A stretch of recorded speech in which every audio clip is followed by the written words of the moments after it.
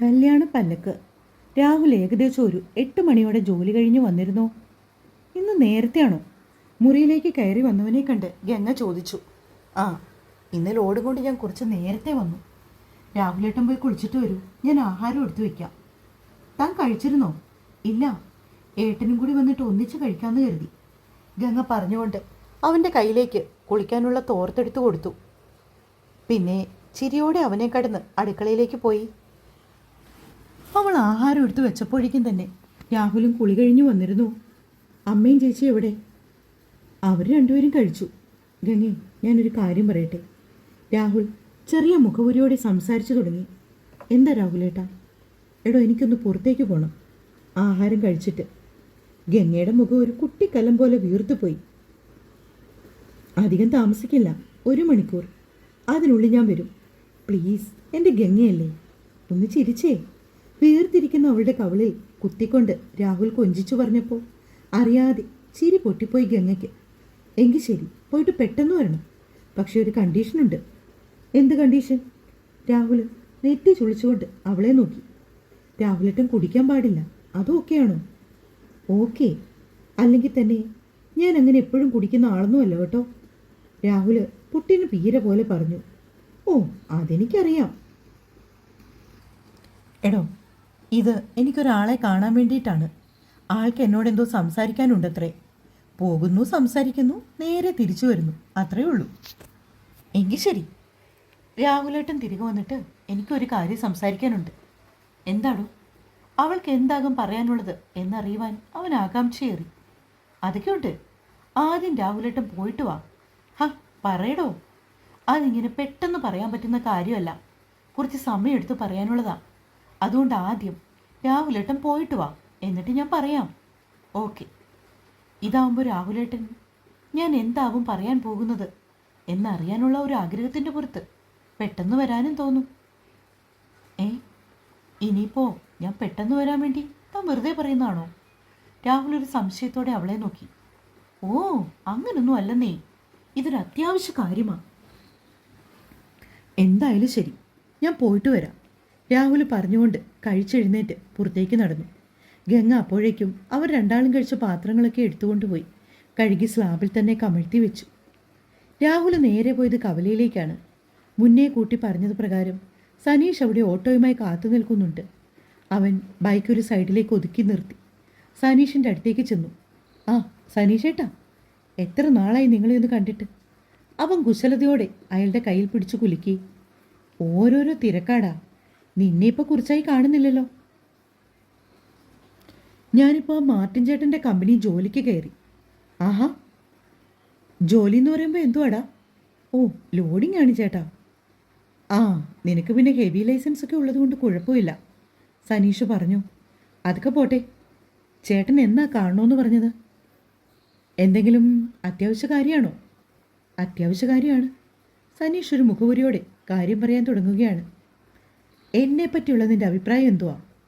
രാഹുലിൻ്റെ മുൻപിലേക്ക് വന്ന് നിവർന്ന് നിന്ന് ഷർട്ടിൻ്റെ കോളറൊക്കെ ഒന്ന് നേരെയാക്കിക്കൊണ്ടാണ് സനീഷ് ചോദിക്കുന്നത്. അത് കൊള്ളാം.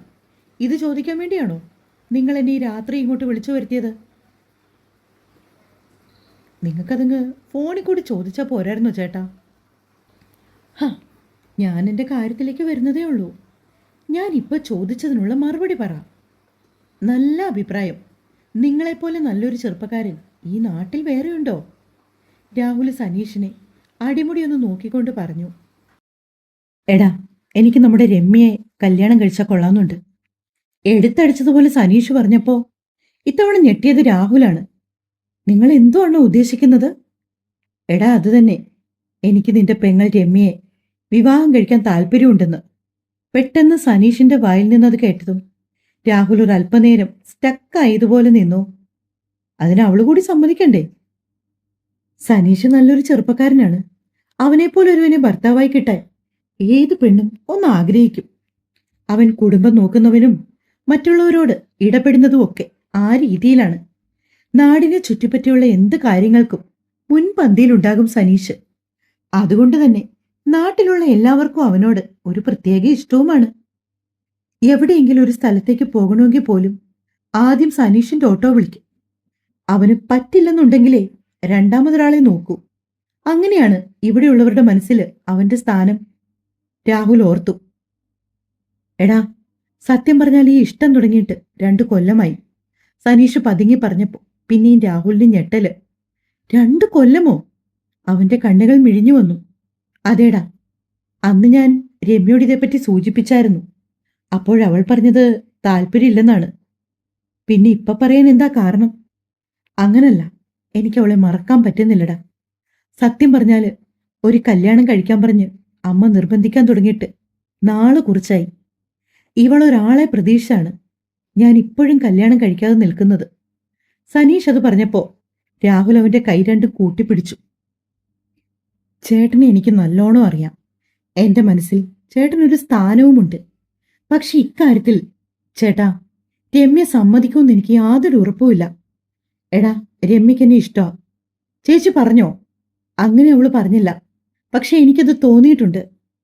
എന്നാൽ ഇന്ന് വരെ എന്നോടൊന്നും പറഞ്ഞിട്ടില്ല. പക്ഷേ മറ്റെന്തൊക്കെയോ കാര്യങ്ങളാണ് അവളെ പിന്നിലേക്ക് വലിച്ചു മാറ്റുന്നത്. അവൾക്ക് നിങ്ങളൊക്കെയാണ് വലുത്. സ്വന്തം ജീവിതം പോലും മറന്ന മട്ടിലാണ് അവൾ. നീ അവളോടൊന്ന് സംസാരിക്ക്. അവൾക്ക് പൂർണ്ണ മനസ്സുണ്ടെങ്കിൽ അമ്മയും കുട്ടി വീട്ടിലേക്ക് വരാൻ ഞാൻ ഒരുക്കുവാ. എത്രയും പെട്ടെന്ന് കല്യാണം നടത്താം. ചേട്ടാ, ഇപ്പൊ എടുപിടിയെന്ന് പറഞ്ഞാല് രാഹുലിന്റെ മനസ്സിലേക്ക് ആദ്യം പോയത് കല്യാണ ചെലവും മറ്റുമാണ്. അവൻ ചെറുതായി ഒന്ന് നെറ്റി ഒഴിഞ്ഞു വിട്ടു. സനീഷിന് മനസ്സിലായി അവൻ എന്താകും ഉദ്ദേശിക്കുന്നത് എന്ന്. എടാ, നീ ഇങ്ങനെ ടെൻഷൻ അടിക്കൊന്നും വേണ്ട. കല്യാണ ചെലവ് ഓർത്താണ് നീ വിഷമിക്കുന്നതെങ്കിൽ അതൊക്കെ എനിക്ക് വിട്ടേക്ക്. ഏതെങ്കിലും ഒരു അമ്പലത്തിൽ വെച്ച് അവളെ എനിക്ക് കൈ പിടിച്ചു തന്നാൽ മാത്രം മതി. സനീഷ് അങ്ങേയറ്റം താഴ്മയോടെ പറഞ്ഞു. ഞാൻ വീട്ടിൽ പോയി അമ്മയോടും രമ്യയോടും ഇതേപ്പറ്റി ഒന്ന് സംസാരിക്കട്ടെ. എന്നിട്ട് ബാക്കി കാര്യം തീരുമാനിക്കാം. പോരെ? മതിയടാ, അത് മതി. എടാ, രമ്യ എതിർപ്പ് പറയുവാണെങ്കിൽ നീ എങ്ങനെങ്കിലും അവളെ കൊണ്ടൊന്നു പറഞ്ഞ് സമ്മതിപ്പിക്കണേ. അത്രയ്ക്ക് ഇഷ്ടമായി പോയതുകൊണ്ടാടാ. രാഹുലിന്റെ കൈ രണ്ടും കൂട്ടിപ്പിടിച്ച് നന്നേ പതിഞ്ഞ സ്വരത്തിൽ സനീഷ് പറഞ്ഞപ്പോ രാഹുൽ ചിന്തിക്കുമായിരുന്നു. ആദ്യമായിട്ടാണ് ഈ മനുഷ്യനെ ഇങ്ങനൊരവസ്ഥയിൽ കാണുന്നത്. ഗാംഭീര്യത്തോടെ ഓരോ കാര്യങ്ങളെ നിയന്ത്രിക്കുന്ന സനീഷേട്ടൻ നാട്ടിലെ ഓരോ ചെറുപ്പക്കാർക്കും മാതൃകയാണ്. അണ്ണൻ ധൈര്യമായിട്ട് വീട്ടിലേക്ക് പൊയ്ക്കോ. അവൾ കണ്ണനോട് അങ്ങനെ ഒരു സ്നേഹം ഉണ്ടെങ്കിൽ നിങ്ങളെ രണ്ടുപേരെയും ഞാൻ കൂട്ടിച്ചേർത്ത് വയ്ക്കും. രാഹുൽ സനീഷിന് ഉറപ്പ് കൊടുത്തു. എന്തുകൊണ്ട് ആ സമയം അങ്ങനെ ചിന്തിച്ചത് എന്ന് വെച്ചാല് അവനും അറിയില്ല. ഒരുപക്ഷെ രമ്യയ്ക്കും സനീഷിനെ ഇഷ്ടമാണെന്ന് പറഞ്ഞു കേട്ടതുകൊണ്ടാണോ അങ്ങനെയെന്ന് രാഹുൽ സ്വയം ചിന്തിച്ചു. വീട്ടിൽ നിന്ന് ഇറങ്ങിപ്പോയവൻ 1/4 മണിക്കൂർ കഴിഞ്ഞപ്പോൾ തന്നെ തിരികെ കയറി വന്നതും ഗംഗയുടെ മുഖം വിടർന്നു. കട്ടിലിലേക്ക് കയറി വന്നിരുന്നവന്റെ അടുത്തേക്ക് മുഖം അടുപ്പിച്ച് ഗംഗ. ഭാഗ്യം കുടിച്ചിട്ടില്ല, അവൾ മനസ്സിൽ പറഞ്ഞു. പക്ഷേ രാഹുലിന്റെ മുഖം വല്ലാണ്ടിരിക്കുന്നു. എന്തൊരു രാഹുലേട്ടാ, മുഖമൊക്കെ എന്താ വല്ലാണ്ടിരിക്കുന്നേ? ഇവിടുന്ന് അങ്ങോട്ട് പോകുമ്പോഴുള്ള സന്തോഷമൊന്നും ഇല്ലല്ലോ. ആരെ ഇപ്പൊ കാണാൻ പോയത്? ഗംഗ ഒന്നിനു പുറകെ ഒന്നൊന്നായിട്ട് ചോദ്യങ്ങൾ ചോദിച്ചുകൊണ്ടേയിരുന്നു. സനീഷും രാഹുലും തമ്മിലുള്ള സംഭാഷണമെല്ലാം രാഹുൽ ഒന്നിടപെടാതെ ഗംഗയോട് പറഞ്ഞു. കേട്ട് കഴിഞ്ഞപ്പോൾ ഗംഗയ്ക്ക് ആദ്യം ഒരു തരിപ്പായിരുന്നെങ്കിലും പിന്നീട് അവളൊന്ന് പുറകോട്ട് ചിന്തിച്ചു. രാഹുലേട്ടാ, സനീഷേട്ടൻ പറഞ്ഞതുപോലെ രമ്യ ചേച്ചിക്കോ ചേട്ടനോട് ഇഷ്ടമാണെന്നാ തോന്നുന്നത്. അല്പനേരത്തെ ആലോചനയ്ക്ക് ശേഷം ഗംഗ ഏതോ ഒരു ഓർമ്മയിൽ നിന്ന് എന്നതുപോലെ പറഞ്ഞു. രാഹുൽ അവൾക്കടുത്തേക്ക് ചെവി വട്ടം പിടിച്ച് ചേർന്നിരുന്നു. എന്താ നീ ഇപ്പൊ എന്താ ഇങ്ങനെ പറയാൻ കാര്യം? ഏയ്, ചേച്ചി ഇന്ന് പോയിട്ട് വന്ന ശേഷാ ഭയങ്കര മൂഡ് ഓഫ് ആയിരുന്നത്. ചിലപ്പോ ആ ചേട്ടനോടെ അങ്ങനെയൊക്കെ പറഞ്ഞതിന്റെ വിഷമം കൊണ്ടാണെങ്കിലോ? പിന്നെ കുറേ നേരം എന്തൊക്കെയോ ആലോചിച്ചിരിക്കുന്നതുണ്ടു. എന്തായാലും രാഹുലേട്ടനൊന്ന് അമ്മയോട് സംസാരിക്ക്. ചേച്ചിക്ക് ഇഷ്ടമാണെങ്കിൽ നമുക്കിത് നടത്തി കൊടുക്കാവുന്നതല്ലേ ഉള്ളൂ. ഗംഗ അതീവ സന്തോഷത്തോടെയാണ് പറയുന്നത്. രാഹുലൊന്നും മൂളിയതേ ഉള്ളൂ. ഇനി സംസാരിച്ച് നേരം വൈകിക്കണ്ട. താൻ കിടന്നു. എനിക്ക് നാളെ രാവിലെ വണ്ടി ഓടാൻ പോണം. കുറച്ചു മുമ്പ് മാർട്ടിൻ ചേട്ടൻ അയച്ച മെസ്സേജ് നാളെ ലോഡെടുക്കാൻ പോണോന്നാ. അപ്പൊ അമ്മയോടൊക്കെ ഈ കാര്യം എപ്പോ പറയും? അത് കുഴപ്പമില്ല, ഞാൻ നാളെ നേരത്തെ വരും. വൈകിട്ട് വന്നിട്ട് ഞാൻ അമ്മയോടും ചേച്ചിയോടും ഇതേപ്പറ്റി സംസാരിക്കാം. രാഹുൽ പറഞ്ഞപ്പോ ഗംഗി ഒന്ന് തലകുലുക്കിക്കൊണ്ട് ബെഡിലേക്ക് കിടന്നു. അവൾക്കടുത്തായി രാഹുലും. പിറ്റേന്ന് രാവിലെ രാഹുൽ ജോലിക്ക് പോയി. ഗംഗ ഇടയ്ക്കിടയ്ക്ക് രമ്യയെ പ്രത്യേകം ശ്രദ്ധിക്കുന്നുണ്ട്. അവളുടെ സ്വഭാവത്തിലോ പെരുമാറ്റത്തിലോ എന്തെങ്കിലും അസ്വാഭാവികതകൾ ഉണ്ടോ എന്ന്. എന്നാൽ രമ്യ സാധാരണ പോലെ തന്നെയാണ് സംസാരിക്കുന്നതും പെരുമാറുന്നതും എല്ലാം. അതേസമയം മഹേഷിന്റെ വീട്ടില് ഗായുവിന് വിശേഷമുണ്ടെന്നറിഞ്ഞ് രാവിലെ തന്നെ മാഷും ശ്യാമളയും ജയന്തിയും ശ്രീനിധിയും ശ്രീമാലയും എല്ലാരും വന്നിട്ടുണ്ട്. 2-3-4 കവറുകൾ നിറയെ ഗായുവിന് ഇഷ്ടമുള്ള സാധനങ്ങളൊക്കെ വാങ്ങിക്കൊണ്ടാണ് വന്നത്. ലിവിംഗ് റൂമിൽ എല്ലാവർക്കും നടുവിലിരിക്കുവാണ് ഗായു. ക്ഷീണമുണ്ടോ മോളെ? ശ്യാമള അവളുടെ മുടിയിൽ മെല്ലെ തഴുകിക്കൊണ്ട് ചോദിച്ചു. ഏയ്, കുഴപ്പമൊന്നുമില്ലമ്മേ. അല്ലെങ്കിൽ തന്നെ ക്ഷീണമൊന്നും തോന്നാനുള്ള സമയമായിട്ടില്ല ഏട്ടത്തി, ജയന്തി പറഞ്ഞു. ശ്രീനിധി ശ്രീബാലയും ഒരു കള്ളച്ചിരിയോടെ ഗായുവിനെ നോക്കുന്നുണ്ട്. ഗായുവിനാണെങ്കിൽ അവരുടെ മുഖത്തേക്ക് നോക്കാന് ചമ്മല് തോന്നുന്നുണ്ട്.